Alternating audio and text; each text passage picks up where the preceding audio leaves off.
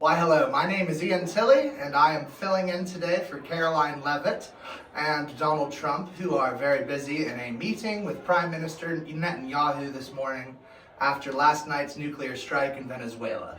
I understand there are a bunch of concerns and questions from the press, and I am happy to be here to take your guys' questions. Yes, 67 News. We are curious. How did President Trump come to this decision to use nuclear weapons on Venezuela? We are very concerned this is a bad decision by the president. Well, I'm so happy you asked that question. Yes, President Trump came to this decision. He ran out of Diet Coke, and President Trump, he only drinks the finest Diet Coke, so his courier had to run over to the Coca-Cola plant and grab him some fresh cans. And I guess, or what I've been informed, is that during the time that he was waiting for them to get back, he actually started playing darts with a map that was sitting on the wall in the Oval Office, and one simply happened to land in Venezuela, and the rest is history.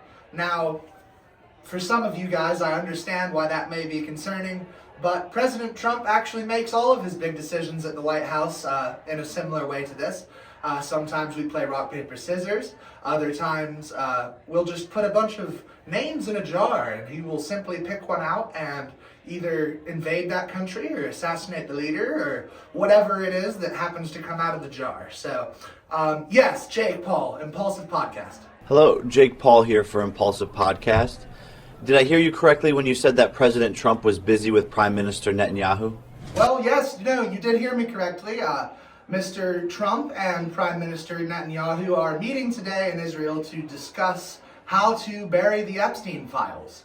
I think this is a big reason why he's done the nuclear strike on Venezuela, simply to try and change or maybe shift the focus in the news a little bit away from the files which we had promised to release, which came out completely redacted.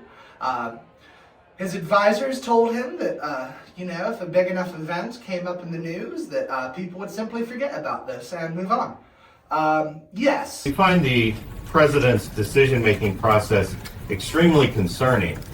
How might this nuclear strike affect the world? Now, that's about all the time we have for questions today. To the press, we do have a live execution of Nicolas Maduro in Times Square tonight, hosted by Nicki Minaj and Jason Aldean. You can get your tickets on donaldtrump.com, and we hope to see you guys there. Thank you. Have a great night.